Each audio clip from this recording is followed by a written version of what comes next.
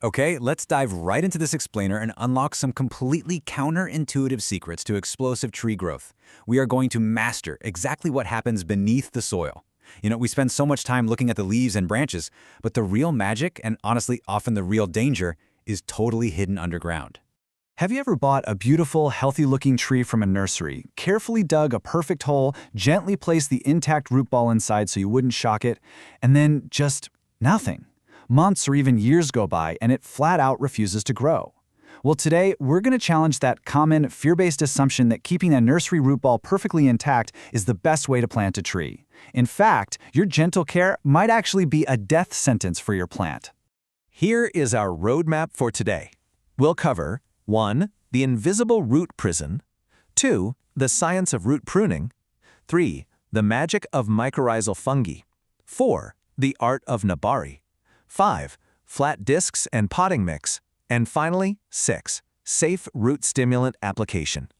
All right, Section 1, the invisible root prison. Let's start by looking at the fatal hidden flaw in traditional planting methods. I want to explain the mechanics of this root prison, because this is where good intentions go terribly wrong.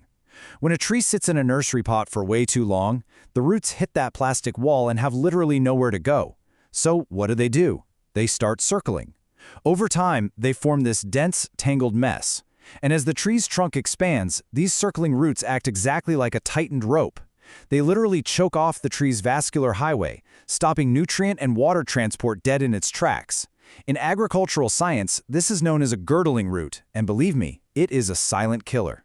So, how do you know if this is happening?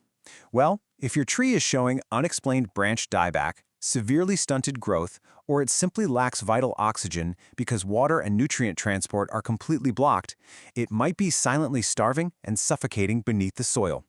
You could be feeding that soil all the best fertilizers, but the tree simply cannot transport those nutrients upward. It is exactly like serving an absolute feast to someone whose mouth is taped shut. Moving right along to Section 2, the science of root pruning. How do we fix this? This is where modern agricultural science comes in, and honestly, the answer is going to sound incredibly drastic. There is a stark contrast between the traditional myth of keeping the root ball 100% intact to avoid shock and the proven scientific fact that pruning old roots actually triggers massive growth.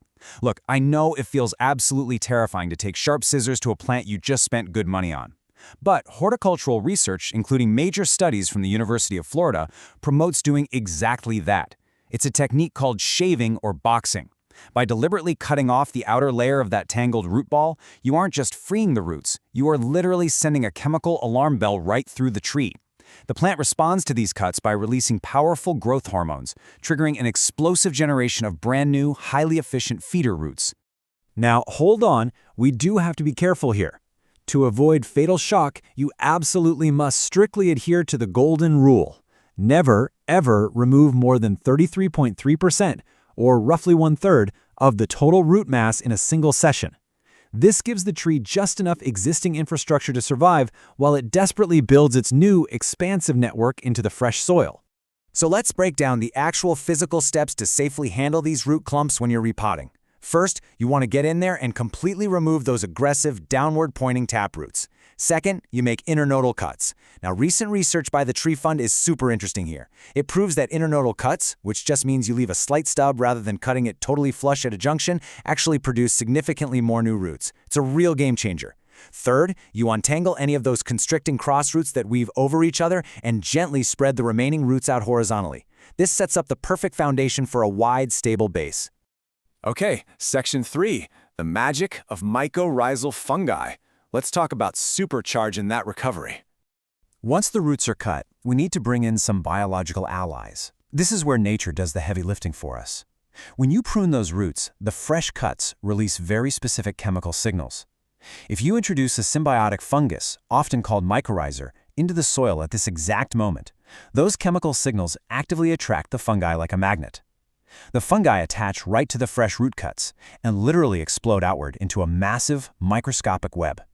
They act like thousands of tiny little straws, reaching deep into the microscopic pores of the soil that the tree's actual roots could never ever fit into.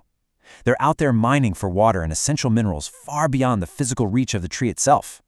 And here is the huge financial and chemical payoff. Because this fungal network is so incredibly efficient at scavenging the soil, introducing mycorrhiza can slash your need for synthetic fertilizers by an astonishing 50%. No way, right? But it's true. You are essentially building a completely self-sustaining ecosystem right under the trunk. Which brings us to Section 4, the art of Nabari. Let's elevate this explainer from just simple tree survival to breathtaking visual art.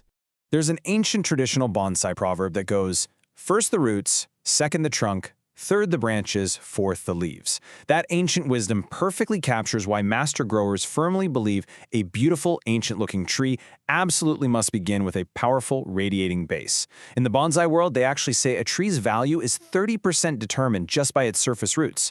If the roots look weak, or if they cross over each other chaotically, the entire illusion of a majestic ancient tree is completely ruined. So, visually, a perfect Nabari system gives you this incredible illusion that the tree is a giant, gripping the earth with muscular hands that have withstood centuries of storms. The criteria to actually achieve this are pretty strict. You want 5 to 8 main roots radiating symmetrically outward, kind of like a star from the center. And crucially, their individual diameters should be roughly 1/6 to 1/4 of the trunk size, tapering super smoothly as they enter the soil. They absolutely shouldn't cross, and they definitely shouldn't be randomly pointing straight up into the air. Section 5, Flat Discs and Potting Mix. How do we get that Nabari look? We basically have to physically manipulate the tree's environment. We force the tree to grow the way we want. To ensure perfectly even root distribution, you use this clever little flatboard technique. You just drill a hole in a flat piece of wood or plastic, thread the sapling right through that hole, and plant it. This board physically blocks the taproot from going deep, forcing all that energetic growth out horizontally across the surface. Then, after 12 to 18 months, you carefully remove it. Actually, fun little side note, if you wanted the exact opposite aesthetic, like those deep conical roots, which are often called de nom in Vietnamese bonsai styles, you would do the exact reverse. You'd plant the tree in a tall, bottomless tube, sitting on top of a larger pot to force the roots downward. But for the classic gripping surface roots of standard Nabari, this flat board is absolutely your best friend. But you gotta combine that flat board with a highly breathable potting mix to really encourage that surface root growth. Why? Well, because roots need oxygen just as much as they need water. If you use a dense, muddy soil, it forces the roots to grow straight upwards, gasping for air, totally ruining your beautiful design. Instead, you want a fast-draining mix, about 40 to 50% akadama, 30% pumice, and 20 to 30% kiryu. This specific ratio ensures abundant oxygen is trapped right there in the soil structure, which encourages a thick, incredibly healthy mat of lateral roots. And finally, Section 6, Safe Root Stimulant Application. Let's look at the exact chemical regimen needed to nurse those freshly pruned roots back to vibrant health. Right after pruning, especially if you're treating any rot, let the bare roots dry out for a day or two so they can callus over. Then, you can safely apply a gentle root stimulant, like 100 parts per million IBA solution, or honestly, even just natural rice water, directly to the cuts. You can even combine this with humic acid to really stimulate growth alongside your mycorrhizae fungi. But here is the most important part. Pay special attention to the wet, dry watering cycle. Do not drown the tree every single day. Let the soil dry out slightly between waterings. This literally trains your new roots to grow stronger because it forces them to actively search for moisture. And hold off on any strong fertilizer for about 15 days. Give the fungi time to fully establish their symbiotic link. Once they're established, go ahead and use a high phosphorus fertilizer, like a 10-20-10 mix, to prioritize root expansion over leaf growth. So the very next time you bring a plant home, please don't just drop that tangled ball of roots into a hole. Shave it, prune it, treat it with those amazing fungi, and give it the structure it actually needs to truly thrive. Hopefully this explainer has completely changed how you look at the hidden half of your plants, and you are right now itching to go grab your pruning shears. Thank you so much for joining me today, and I'll leave you with this. What will you uncover beneath your soil today?